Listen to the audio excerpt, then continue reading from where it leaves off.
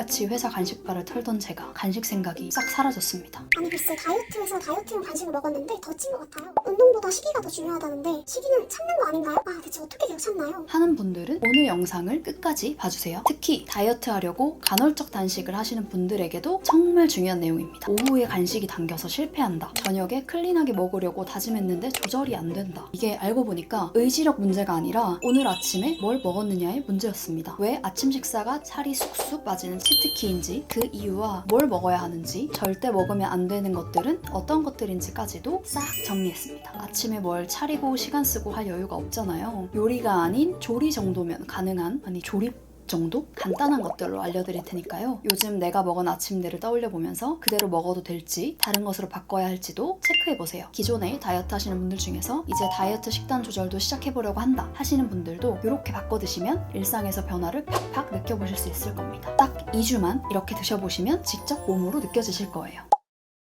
누구는 잠을 잘 자야 한다. 누구는 공복 유산소를 해야 한다. 다 챙겨갈 것 같아서 벌써 피곤해집니다. 이런 것들은 다 빼고 오늘은 가장 중요한 식욕 조절 한 가지에 대해서만 아주 과학적이어서 아주 효과 좋은 얘기를 하려고 합니다. 혼자서 내 몸을 관리해야 한다. 이런 분들이라면 오로지 내 살은 나 혼자서 빼기 때문에 바로 식욕 조절이 관건인데요. 아침엔 입맛이 없다가 오후 저녁만 되면 살찌는 음식들 팍팍 땡기는 분들이라면 아침 메뉴 바꾸고 딱 2주면 식욕이 잡히는 게 느껴지실 거예요. 내일부터 바로 2주 이렇게 따라해보세요. 먼저 한 가지 정리할 게 있는데요. 제가 오늘 말씀드리는 이 아침 식사라는 것의 정의는 아침 시간대에 먹는 식사를 뜻하는 게 아닙니다. 잠을 자느라 긴 공복을 가진 우리 몸이 깨어난 후에 먹는 첫 번째 끼니를 말합니다. 아점이 될 수도 있고 점심이 될 수도 있겠죠. 그래서 모두가 이해하기 편하도록 공복 첫 끼라는 더 정확한 표현으로 말씀을 드려볼게요. 점심 먹은 지 얼마 안 됐는데 한두 시간만 지나면 단 게 땡기고 자꾸 간식으로 손이 가고, 그건 사실 의지력의 문제가 아닌 바로 아침 혈당 관리에 실패했기 때문입니다. 이게 바로 공복 첫 끼를 잘못 먹어서인 건데요. 아니 아침에 안 그래도 시간이 없는데 언제 밥을 먹고 앉아있어요. 출퇴근 시간도 길어서 힘든데 가면서 잠잘 시간도 부족해요. 네, 저도 마찬가지입니다. 우리가 흔히 생각하는 점심이나 저녁처럼 제대로 된 식사로 한 상 차려 먹자 이 말이 아니라 챙기는 정도로 먹어준다고 생각하시면 돼요. 포인트는 이 양보다는 어떤 음식을 먹는지가 중요하다인데요. 바로 혈당 관리에 도움이 되는 음식을 먹어주는 겁니다. 그래서 배가 막 불러서 불편하지도 사람 많은 지옥철에서 소화불량이 생기지도 않을 그런 음식들이에요. 아침 공복 첫 끼가 오후에 식욕을 좌우하는 것에 대한 원리에 대한 이야기보다도 식단을 더 궁금해하실 것 같아서 일단 어떤 음식들인지부터 먼저 얘기를 드려볼게요. 캡처하실 분들은 잠시 영상 일시 정지하시고 캡처해주시면 되고, 제가 예시로 적어본 식단이기 때문에 대체 가능한 것들도 문답 형태로 다 말씀드려볼 테니 변형해서 드셔도 됩니다. 아침에 전자레인지 정도만 사용하도록 전날 밤에 좀 미리 준비를 해두고 자는 편인데 출근 전에 바로 준비해도 될 정도로 간단한 음식들이긴 합니다. 이게 요만큼 이거 먹고 식욕 조절이 된다고? 라고 생각하신 분 혹시 계실까요? 제가 좀 전에 말씀드렸죠. 포인트는 양보다는 어떤 음식을 먹는지가 중요하다. 일단 먹는 순서부터 말씀드릴게요. 순서가 정말 중요합니다. 최근에는 혈당 관리에 다들 관심이 많다 보니까 대부분 아마 알고 계실 것 같은데 야채를 먼저 먹고 탄수를 마지막에 먹으라고 하잖아요. 특히나 이 긴 공복 후의 첫 끼에는 채소나 단백질을 먼저 먹어주시는 게 좋습니다. 저는 생야채를 먹으면 배가 아플 때가 종종 있어서 익힌 야채를 선호하는 편인데 아침에 제가 야채를 익힐 시간 따위는 사실 없습니다. 그래서 공통적으로 적용할 수 있는 기준으로 보자면 단백질을 먼저 드시면 됩니다. 삶은 달걀 같은 단백질을 먼저 드시고 과일 같은 탄수화물은 맨 마지막에 먹는 게 좋아요. 실제로 한 연구에서 탄수화물과 단백질, 채소 사이에 15분 정도 간격을 두고 단백질, 채소를 먼저 먹은 그룹은 반대 순서로 먹은 그룹보다 식후 30분 혈당이 약 29%, 그리고 60분 혈당이 약 37% 낮았고 인슐린 분비량도 유의미하게 줄었습니다. 후속 연구에서는 이 간격을 조금 더 좁혀서 10분을 기준으로 한 번 더 실험을 했는데 채소나 단백질을 탄수화물보다 딱 10분만 먼저 먹어도 혈당 스파이크가 최대 40%까지 줄었다는 결과가 나왔어요. 15분이든 10분이든 그냥 먹는 순서와 약간의 텀만 뒀을 뿐인데도 이 정도 차이가 나는 거예요. 각각 제2형 당뇨병 환자 대상 그리고 당뇨 전 단계인 사람들을 대상으로 한 연구인데요. 우리 몸의 혈당 작동 원리는 기본적으로 같기 때문에 일반인들에게도 채소 단백질 먼저 탄수화물은 나중이라는 이 식사 순서는 혈당 스파이크를 줄이고 또 식욕 변동을 완만하게 만드는 이 같은 메커니즘이 작동하고 또 도움이 될 가능성이 크다는 것을 뜻합니다. 식단을 다시 한번 볼게요. 평소에 내가 부담 없이 잘 먹는 야채가 있다면 그걸로 바꿔주셔도 되고 혈당을 높이지 않는 음식이라면 대체하시거나 추가해 주셔도 됩니다. 추가로 알러지가 있을 경우 대체해서 드실 수 있는 것들도 같이 한번 말씀드려 보겠습니다. 일단 딱 봐도 가장 많이 들어가 있는 게 삶은 달걀이죠. 공복 첫 끼로 가장 베스트는 바로 삶은 달걀입니다. 이 달걀은 혈당을 하나도 안 올리고 조리도 제일 간단하고 실패할 확률이 없는 메뉴입니다. 혹시 달걀 알러지가 있으신 분들은 그릭 요거트나 두부, 무가당 두유, 낫또로 드시면 됩니다. 조리 형태 중에서도 소화가 가장 잘 되는 게 삶은 달걀인데요. 물론 달걀 후라이로 드셔도 괜찮고 이때 사용하는 오일은 혈당에 자극을 주지 않는 오일들로 조리를 하시는 게 좋습니다. 올리브유를 둘러서 달걀 프라이를 하시거나 삶은 달걀에다가 올리브유나 들기름 조금 그리고 소금, 후추 약간 쳐서 특히 요거를 반숙란에 먹는 거 저는 정말 좋아하거든요. 이렇게 드시면 혈당 상승 수치가 거의 0에 가깝습니다. 무엇보다 너무 맛있습니다. 참고로 들기름은 양 조절을 좀 잘해주셔야 돼요. 많이 먹으면 계속 가스가 찰 수 있어서 하루 종일 불편할 수 있거든요. 들기름이 맛있어서 조금 많이 넣었다가 봉변을 당한 적이 있습니다. 최근에는 들기름 없이 그냥 소금이랑 후추만 툭툭툭 뿌려서 먹어주고 있는데 정말 맛있습니다. 아침에 눈 떠서 공복일 때는 위장이 비어져 있기 때문에 몸을 천천히 깨워주시는 게 좋습니다. 공복 첫 끼를 챙겨 먹고 출근을 해서 커피를 드시는 걸 추천을 드리고요. 그리고 화장실 가는 것 때문에 공복에 커피 드시는 분들도 많으시죠. 이런 효과는 커피에 들어있는 클로로겐산 성분 때문입니다. 카페인 때문에 잠을 잘 못 자는데 변비를 좀 해소하고 싶어서 커피를 종종 먹어요 하시는 분들은 디카페인으로 드시면 클로로겐산 성분은 그대로 유지하면서 교감신경은 덜 자극하는 방식으로 드실 수 있다고 해요. 오늘 출근길에 커피 사서 먹고 싶다 하시면 그 전에 집에서 공복 첫 끼는 챙겨 먹고 나가는 습관을 꼭 들여보세요. 공복 첫 끼로 바로 디립다 커피 건강 때문에라도 안 된다. 대부분 아는 상식인 하얀 식빵과 베이글 이런 건 당연히 혈당을 팍 올리니까 위험하겠죠? 정제 밀가루라서 그런 건데요. 100% 통밀로 만든 식빵은 좀 얘기가 다르긴 합니다. 단 조건이 있습니다. 반드시 성분표에서 통밀 100% 또는 통밀가루 함량이 가장 먼저 나오는 제품인지 확인하셔야 하는데요. 밀가루가 먼저 나오고 그다음에 통밀이 나중에 조금 섞인 제품은 흰식빵이랑 크게 다르지 않습니다. 성분표는 함량 순서대로 표기가 되니까 꼭 확인하고 구매를 하시길 추천을 드립니다. 그리고 이것도 단독으로 드시는 게 아니라 단백질을 먼저 드신 다음에 꼭 마지막에 드셔야 됩니다. 삶은 달걀 2개를 먼저 드시고 통밀식빵 한 장에 아보카도나 무가당 땅콩 버터 추천드립니다. 불포화 지방산이 많아서 좋지만 칼로리가 높기 때문에 아몬드, 호두, 피칸, 마카다미아 중에서 하루 한 줌 정도 딱 그 양만큼만 드시는 게 중요하고 이런 봉지로 된 하루 견과 같은 게 나와 있잖아요, 시중에. 이게 나와 있는 이유는 하루에 그만큼만 먹으면 돼서입니다.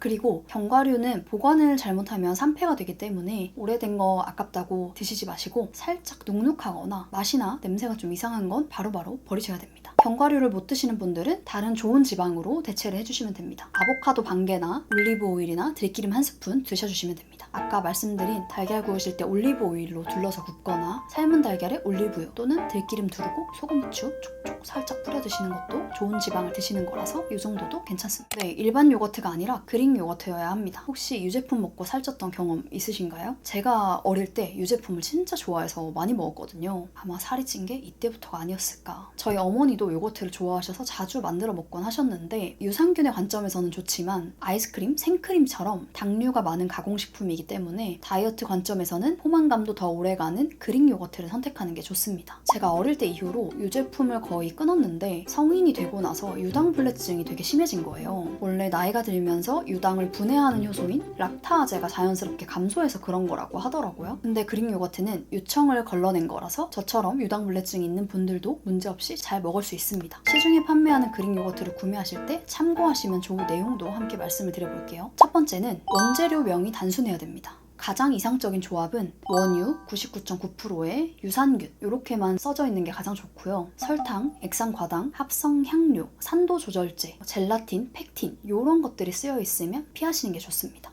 두 번째는 단백질과 당류 함량도 같이 체크해 보셔야 하는데 100g 기준으로 단백질은 최소 6g 이상, 이게 전통적인 그릭 요거트를 만드는 방식으로 하면 8g에서 12g 이상 들어있다고 해요. 당류는 원유 자체에 자연 유당만 남아있는 수치가 3g에서 5g 정도가 된다고 합니다. 5g 이하라고 봐주시면 됩니다. 저는 룩트 제품을 먹고 있는데요. 룩트 기본이랑 마일드 둘 다 먹고 있는데 차이는 꾸덕함 그리고 지방 함량 차이입니다. 저는 저녁에 먹는 게 아니라면 지방에는 크게 구애를 받지 않고 그냥 제가 먹고 싶은 식감으로 그때그때 먹고 있습니다. 꿀은 추천드리지 않아요. 제가 디저트를 정말 좋아하는 편인데 느끼하거나 꾸덕한 것도 좋아하는 편이라서 생 그릭 요거트를 잘 먹는 편이긴 하거든요. 근데 혈당을 많이 올리지 않는 GI 지수가 낮은 과일을 함께 먹기도 합니다. 단맛이 꼭 필요하시다면 알룰로스를 조금 뿌리시거나 탄수화물로 대체할 과일을 함께 드시는 걸 추천드릴게요. 그릭 요거트랑 같이 드시면 좋은 혈당을 비교적 덜 올리는 과일들도 정리를 해봤습니다. 그릭 요거트에 그래놀라 얹어서 드시는 분들 많으시죠? 그래놀라에 대한 내용은 먹으면 안 되는 음식 파트에서 설명을 해볼게요. 사과는 과일 중에서도 GI가 36으로 낮은 편이고 100g당 약 3g의 식이섬유가 있어서 당 흡수를 늦춰줍니다. 여기에 땅콩버터를 더하면 효과가 배가 된다고 해요. 한 연구에서 고혈당 지수 식사에 땅콩버터 32g, 2큰술 정도를 추가를 했더니 식후 혈당 상승폭이 유의미하게 줄었습니다. 땅콩버터의 불포화 지방산인 올레산이 탄수화물 흡수를 완충해주기 때문인데요. 땅콩버터는 설탕, 부분 경화유 이런 것들이 첨가가 안 돼 무과당 제품으로 고르셔야 합니다. 절대 안 됩니다. 과일을 갈면 섬유질이 깨져서 흡수가 정말 빨라지고 혈당이 더 빨리 올라갑니다. 이건 공식이에요. 혈당을 빨리 올리면 내리는 것도 빨리 내립니다. 아침 공복에 무순즙 이런 거 드시거나 과일 스무디를 만들어 드셨다면 앞으로는 원물 형태로 드시고 아까 말씀드렸듯이 이 과일을 마지막 순서에 드시는 걸로 바꿔보세요. 과일을 갈아서 마시는 건 정말 비추입니다. 무과당 두유는 아주 좋아요. 단맛이 거의 없고 고소한 맛만 있는 걸로 당 함량이 2g 정도인 제품으로 고르시면 좋은데 제가 먹고 있는 건 메일 두유 99.9 제품입니다. 그리고 200ml 한 컵에 당이 2g 정도예요. 최근에는 항생제 문제나 소를 키울 때 스트레스, 또 저처럼 유당불내증 있는 분들 등등 이러한 것들 때문에 무과당 두유 쪽을 저는 더 추천드립니다. 스무디나 즙 형태를 비추한 것처럼 액체는 원래 흡수가 빠릅니다. 게다가 탄수화물을 갈았다? 정말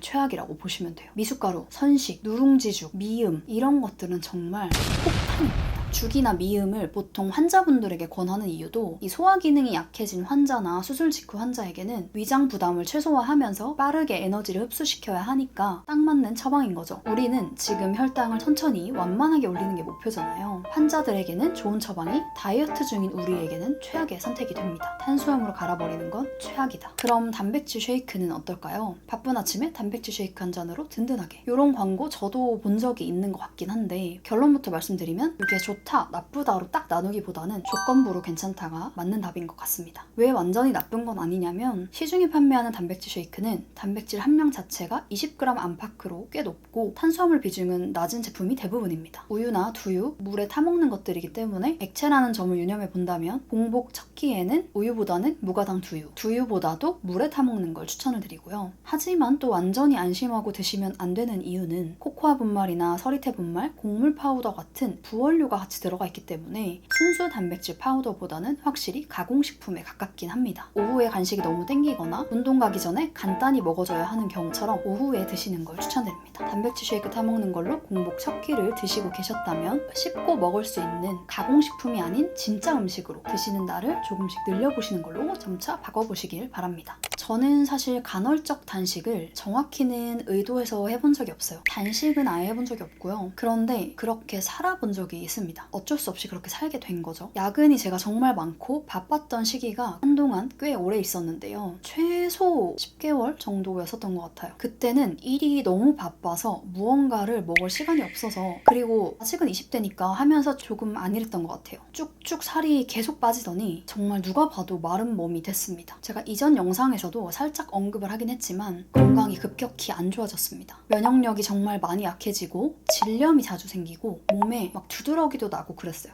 허벅지 그리고 팔 이런 데에도 두드러기 같은 게 올라와서 저녁에 자기 전에 막 간지럽고 산부인과, 피부과를 가곤 했습니다. 이게 탄수화물이 줄여지고 세 끼니까지는 못해도 두 끼라도 기초대사량만큼은 먹어줘야 했는데 이제 그러지 못하니까, 아니 그러지 않으니까 예상치 못한 골밀도 검사 결과가 제가 40대 후반이 나온 거예요. 그래서 골감소증을 진단을 받고 골다공증 주사도 맞고 있습니다. 이 골밀도가 높아야 뼈가 튼튼해서 어디에 부딪혀도 부러지지 않잖아요. 그래서 어르신들이 넘어지면 큰일 날 수 있다고 하는 게 이 골밀도가 낮아서 그런 거거든요. 근데 제가 면역력이 떨어지고 질염 때문에 산부인과를 다니게 되면서 검사를 같이 해보자 라고 하셔서 골다공증 검사를 했는데 우연히 알게 됐어요. 저는 웬만하면 단식, 그리고 간헐적 단식도 사실 추천드리지 않아요. 이게 단식이라는 게 몸에 염증이 너무 많아서 치료요법으로 권장을 받으시는 분들이 있거든요. 그런 분들이라면 어쩔 수 없지만 우리 삶은 깁니다. 예뻐 보이고 싶은 마음 알지만 20대, 30대만이 삶의 전부가 아니에요. 너무 미용에 집중하기보다는 내가 만족하는 수준으로 체형과 체중을 어느 정도 유지하고 그 외의 것들은 내가 좋아하는 것들을 경험하고 또 궁금한 것들을 배우고 느끼고 하면서 외모 이외의 것들도 집중하면서 더 단단하고 풍부한 그런 삶을 꾸려가시길 바라는 마음입니다. 그게 진짜 웰니스 라이프가 아닐까요? 그래도 간헐적 단식이 내 건강을 해치지 않아서 잘 맞아요 하시는 분들이 있다면, 이미 하고 계시다면 이런 단식 시간이나 기간이 끝나고 혈당 관리하는 음식을 먹는 것까지 꼭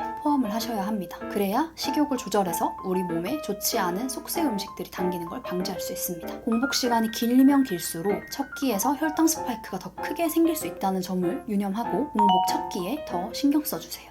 최악인 음식은 뭘까요? 이미 앞서 언급한 것들이 몇 가지 있지만 그것까지 포함해서 말씀드려볼게요. 시리얼은 혈당 지수가 순수 포도당이랑 거의 맞먹는 수준입니다. 사실상 설탕물을 먹는 거나 다름이 없습니다. 정제 밀가루이고 식이섬유가 거의 다 빠져서 GI가 75 안팎이에요. 식이섬유가 있어야 당 흡수 속도를 늦춰주는데 이게 없으니까 혈당이 순식간에 훅 올라가는 거예요. GI가 낮은 과일도 갈아버리는 순간 섬유질 구조가 완전히 깨집니다. 흡수 속도가 확 빨라지고 혈당을 더 빠르고 더 크게 올립니다. 특히 즙만 낸 건 섬유질이 제로라서 사실상 설탕물을 먹는 것과 다름이 없다. 견과류, 귀리 이런 것들로만 만들어진 것 같아서 건강해 보이지만 시럽에 구워서 만드는 제품은 주의해야 합니다. 각설탕 하나가 4g 정도인 걸 생각을 하면 한 줌만 먹어도 각설탕 7, 8개를 먹는 셈이라고 보시면 됩니다. 그릭 요거트랑 함께 그래놀라 드시는 분들은 구매한 그래놀라 자체의 영양 성분표를 확인을 해보시고 특히 탄수화물도 같이 확인하시고 GPT한테 다이어트 중인데 얹어 먹어도 될 정량이 얼마야? 라고 알려달라고 하세요. 제가 종종 먹는 룩트 초코 그래놀라는 저녁에 좀 가볍게 먹고 싶을 때 식사로 대체해서 먹을 경우엔 한 8g에서 10g 정도라고 하더라고요. 한 봉지를 3번 정도 나눠 먹습니다. 첨가당이 평균 9에서 13g 정도 들어있는 게 많고요. 이제 고과당 옥수수 시럽이 들어간 제품도 있습니다. 그래서 이것도 영양 성분표를 꼭 확인을 해보시는 게 좋고요. 운동 전후에 간식으로 좋아 보이지만 성분표를 보면 사실상 과자나 다름이 없는 것들도 많아요. 그래서 저는 정말 찐으로 고중량 웨이트를 하시는 막 벌크업 하시는 분들이거나 운동선수들이 드시는 게 아니라면 아예 안 드시는 게 맞다고 봅니다. 곡물은 가공하고 도정할수록 갈면 갈수록 혈당을 더 많이 올립니다. 탄수화물을 갈면 정말 최악이라고 했죠. 이런 것들을 계속 드시는 습관은 매 끼니 혈당 스파이크를 만드는 거랑 같습니다. 다 정제 탄수이기 때문에 피해야 됩니다. 다이어트뿐만 아니라 건강을 위해서라도 이 리스트에 있는 것들은 먹는 횟수를 꼭 줄여보시길 바랍니다. 5개월 전까지, 올 초까지는 혈당 관리가 안 되는 이 패턴이었습니다. 앉아서 일하시는 분들은 특히 더 공감하실 텐데요. 뱃살은 더 들어가는 것 같고 다이어트는 다짐을 하는데 내 입과 내 손은 내 맘 같지 않고, 저는 회사가 출근이 늦어서 점심시간이 1시였거든요. 아니 점심 먹은 지 얼마 안 된 것 같은데 언제 먹었냐는 듯이 3시 반에서 4시쯤 되면 꼭 먹을 걸 찾게 되더라고요. 업무량이 많은 날은 집중력을 더 발휘해서 그런지 당이 정말 많이 떨어지고 빨리 떨어지는 느낌이 들었어요. 막 손도 막 떨리고 특히 두통이 너무 심했어요. 그럼 업무 효율도 떨어지잖아요. 이 손떨림과 두통을 얼른 없애고 싶어서 또 혈당이 팍 오를 만한 그런 간식을 먹게 되고 그랬습니다. 정퇴를 하고 집에 도착하면 8시 반이었는데 저녁으로 치킨 같은 고칼로리의 자극적인 음식이 그렇게 땡기더라고요. 돌아오는 퇴근길 지하철에서 배달 시간 맞춰서 미리 시켜놓고 뿌듯해한 적도 있고요. 아침 식단을 바꾸고 나서부터는 신기하게 오후에 땡기던 간식이 안 땡기는 거예요. 그리고 혈당이 떨어지거나 손 떨리거나 이런 게 없다 보니까 오후에 간식이 안 땡기더라고요. 퇴근하고 먹는 저녁 메뉴도 예전처럼 몸에 안 좋은 음식으로 채우지 않게 되고, 그러니까 수면의 질까지 같이 좋아지더라고요. 하루의 시작인 이 아침 공복 첫 끼가 오후, 저녁, 심지어 잠까지 다 연결되어 있었습니다. 아침을 거르고 점심을 먹은 그룹은 점심 식후 혈당이 정상적으로 아침을 챙기는 그룹보다 36.8%나 더 높게 치솟았고 인슐린 반응은 오히려 낮았다고 해요. 긴 공복 후에 혈당을 급하게 올리면 그 여파가 점심, 저녁까지 이어진다는 겁니다. 그래서 혈당 스파이크, 인슐린 폭탄, 지방 저장, 이게 매일 공복 첫 끼로 시작해서 반복이 되면 하루 종일 체지방 증가로 누적이 되는 겁니다. 그럼 지방이 누적되지 않는 방향은 아침을 거르지 않고 먹어준다. 그 음식을 혈당 관리가 되는 음식으로 먹어준다. 제가 이전 영상에서도 말씀을 드렸듯이 다이어트는 체중 숫자만 보면 안 됩니다. 키 빼면 100, 키 빼면 120 이런 거 계산도 하지 마세요. 우리가 진짜 줄여야 하는 건 불필요한 체지방이고, 그러려면 식욕을 잘 잡아줘야 한다는 건 모두가 알고 있는 사실입니다. 특히 특히 체지방을 빼고 싶은 분들이라면 더더욱 무작정 굶기만 해서는 안 됩니다. 체형은 다 다르기 때문에 지방이 더 많이 모여있는 곳들도 당연히 다릅니다. 내 몸 기준으로 인바디 수치를 잘 알고 있어야 하고 그 변화를 꾸준히 관찰하면서 건강하게 다이어트를 해야 요요가 안 옵니다. 다이어트를 평생 하려고 다이어트를 하는 사람은 없겠죠. 굶어서 뺀 체중은 무조건 결국 다시 돌아오지만 식욕을 혈당 관리를 통해서 잘 조절하면서 체지방을 점점 낮춘 몸은 유지도 어렵지 않습니다. 정체기를 뚫기 위해서라도 탄수화물 양을 확 줄이거나 초절식은 절대 하지 않는 게 좋습니다. 혹시 아직도 이런 방법을 생각하고 계시다면 이전 영상 꼭 보셔야 합니다. 전날 밤이나 아침 10분 투자로 오후에 이 악마 같은 나로부터 지킬 수 있도록 바로 내일 공복 첫 끼부터 한번 바꿔보세요. 실제로 5개월 동안 아주 평온하게 잘 살고 있습니다. 딱 2주 이렇게 드시면 직접 체감하실 수 있을 거예요. 그럼 오늘도 영상 봐주셔서 감사합니다. 저는 또 제 이야기를 담은 관리 팁으로 돌아오겠습니다.